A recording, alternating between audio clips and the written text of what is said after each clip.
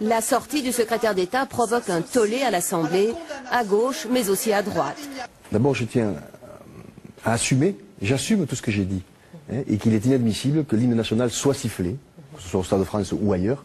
Ce que j'ai vu mardi soir, c'est inadmissible. Tout comme c'était inadmissible en 2001 pour France-Algérie que l'hymne soit sifflé, tout comme c'était inadmissible en 2007 pour France-Maroc que l'hymne soit sifflé. Ce n'est pas la première fois. Il y a 7 ans, contre l'Algérie, l'hymne avait subi le même sort. L'année suivante, en Coupe de France, outré par les sifflets, Jacques Chirac avait quitté les tribunes.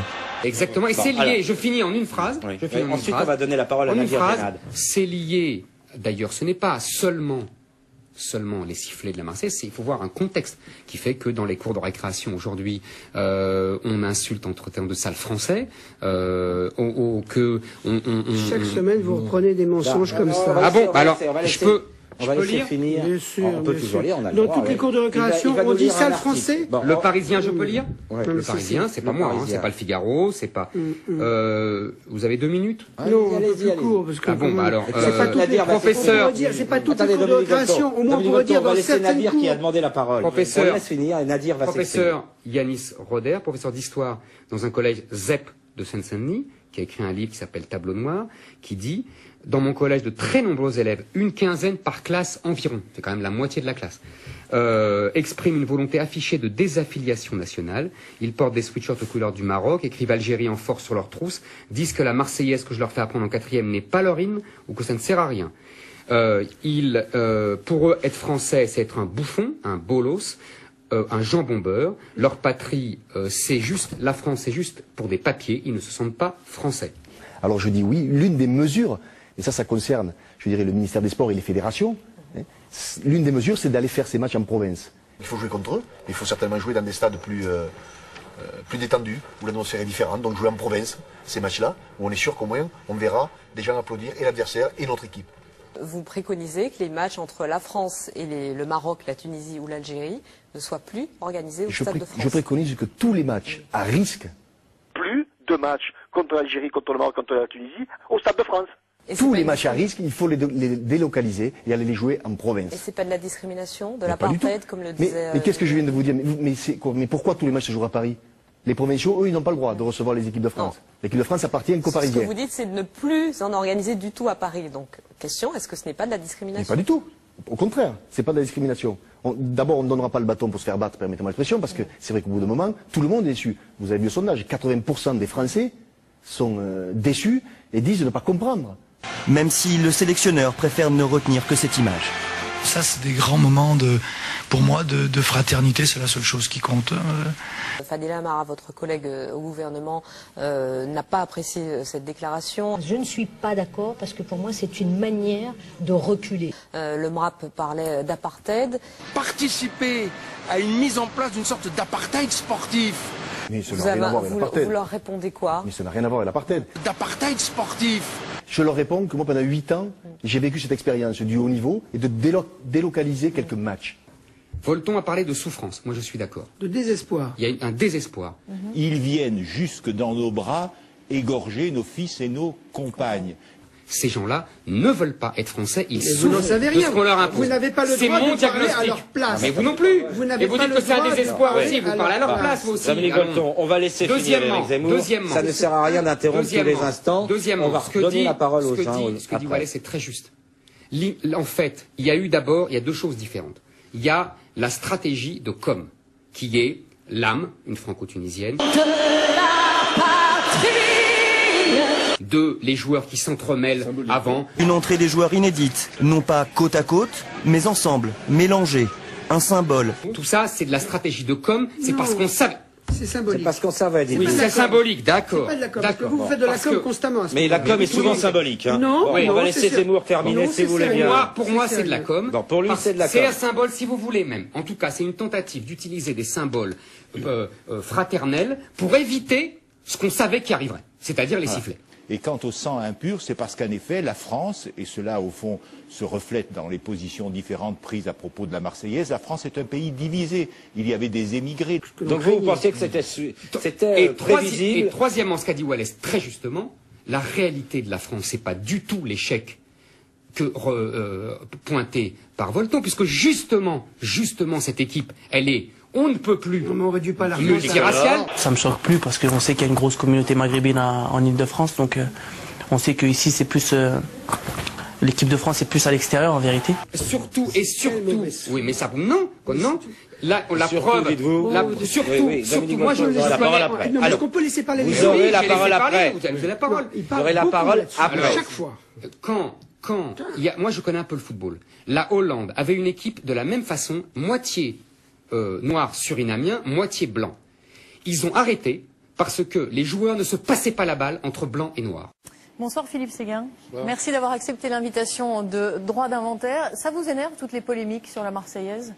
Non, ça me laisse froid.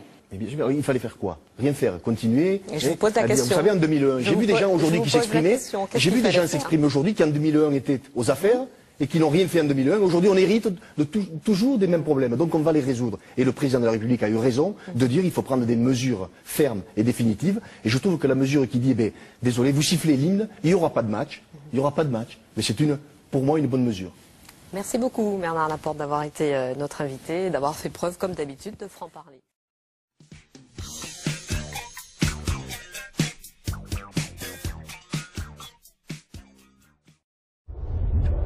Immigration. Islamic immigration. France, 1.8 children per family. Muslims, 8.1. In just 39 years, France will be an Islamic republic. 25% des naissances sont d'origine immigrée. 25% des naissances. En France, la moitié des détenus sont musulmans. On est plus nombreux que tout le monde. Et un jour, on va envahir le monde, cousin. Il faut qu'ils le sachent, tu vois. Parce qu'on aura 2 milliards de soldats derrière. Vas-y, je défie les gens de venir. Un État islamique, après, on ne va pas rester les bras croisés et c'est fini. Un pays islamique, non. Après, il y a des conquêtes, après. Préparez-vous à déménager parce que les musulmans sont restés ici et sont venus ici pour rester. L'islam est venu ici pour rester et ici venu pour dominer.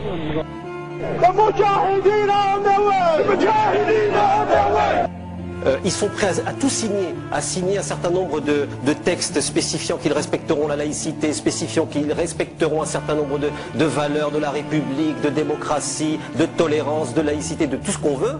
Le problème, c'est qu'ils ne perdent pas de vue leur objectif principal, qui est la déstabilisation de nos démocraties. Instauration d'une république islamique, rétablissement de la charia, haine du monde occidental. Ici, on se sent avant tout musulman. 35% des musulmans britanniques préféreraient avoir des voisins de la même communauté et un tiers des musulmans âgés de 18 à 24 ans préféreraient vivre sous la loi de la charia. Les islamistes semblent avoir réussi à faire trembler les sociétés européennes. Ils nous disent effectivement que la société occidentale est une société décadente. Et regardez, non seulement on est chez vous, mais en plus, on vous insulte, on dit que la démocratie, c'est pas possible, nous sommes victimes de discrimination et autres. Et ils profitent de cette situation, ils profitent de nos faiblesses, vous voyez? Moi j'habite le 18e arrondissement. Venez le vendredi, rue Mira. Et vous ne pourrez pas circuler rue Mira. Parce que rue Mira, elle est fermée par des islamistes. Et on prie dans la rue. Les commerces doivent fermer, la musique ne doit plus se faire entendre, et les filles qui passent rue Mira doivent avoir un foulard.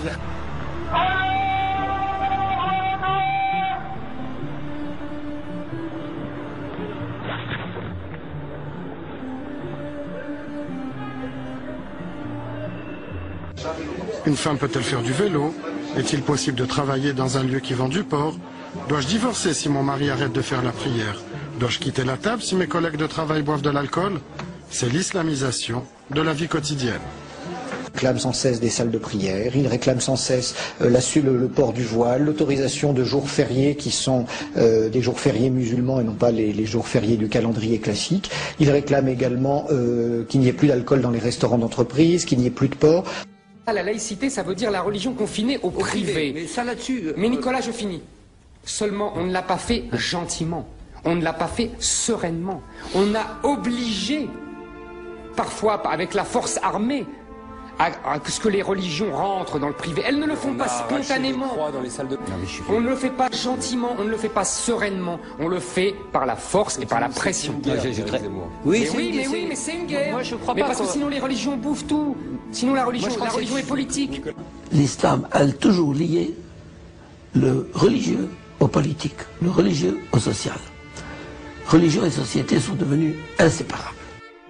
En France, sur plus de 1300 lieux de prière, seuls 200 imams s'abstiennent véritablement de tout discours politique. Ici, il y a plus de 4 millions de musulmans. On pourrait avoir une influence énorme lors des élections. En fait, eux, ils disent, si on arrive à avoir que des musulmans pratiquants, nécessairement l'État deviendra musulman. Beaucoup de radicaux en France empêchent les terroristes de passer à l'action en disant « Nous allons peut-être gagner les élections dans les municipales dans les années à venir ». Toutes les sociétés musulmanes ont été des sociétés intégratives, globales, globalisantes, totales, totalisantes, pour ne pas dire totalitaires. Si vous lisez le Coran, si vous regardez la vie du prophète, si vous lisez les hadiths, on n'est pas du tout dans la logique républicaine. On est dans une logique inégalitaire, on n'est pas dans une logique féministe mais misogyne, phallocrate, on n'est pas dans une logique cosmopolite, on est dans l'antisémitisme, on est dans la haine de l'étranger, on n'est pas dans une logique pacifiste, on défend la peine de mort, on défend l'égorgement des infidèles, etc. Donc il faut lire. Donc vous avez aujourd'hui des gens qui prennent pas mal de liberté avec les textes ou les dogmes. Moi j'ai rien. Heureusement parce que les textes ont été écrits il y a très longtemps. Eh ben justement, ce serait bien qu'on n'en fasse pas des vérités d'aujourd'hui. Donc moi j'ai rien contre les musulmans, j'ai rien à reprocher aux musulmans, et j'ai à reprocher à l'islam, en disant l'islam est une religion qui n'est pas, contrairement à ce que dit la Vulgate aujourd'hui, une religion de paix, de tolérance et d'amour, c'est pas vrai. Le rôle de la femme, les droits de la femme, les droits de l'homme, la liberté religieuse, la liberté d'expression, le droit de croire ou de ne pas croire, tout ça sera balayé. Et ça, je le refuse. Je m'approche de la mosquée. Entre deux louanges à Allah, on entend distinctement un bruit métallique. C'est le cliquetis des chaînes. Mais où va-t-on? Mais où va-t-on? Mais c'est un retour à la barbarie. 3 heures de tuerie dans les villages de la région de Jos ont fait plus de 500 morts. Tous des chrétiens tués à coups de hache ou de couteau par des extrémistes d'une tribu musulmane. Ils tiraient en l'air pour faire sortir les gens de chez eux. Et ensuite, ils les massacraient à la machette, surtout les femmes et les enfants qui cherchaient à fuir. Parmi les victimes, ces fillettes qui n'ont pas pu courir assez vite. La police et l'armée, ralliées au clan musulman, ont laissé faire sans intervenir. C'est un combat pour l'homme, c'est pas un combat pour quoi que ce soit. Et là, les gens ne comprennent pas, ne veulent pas comprendre.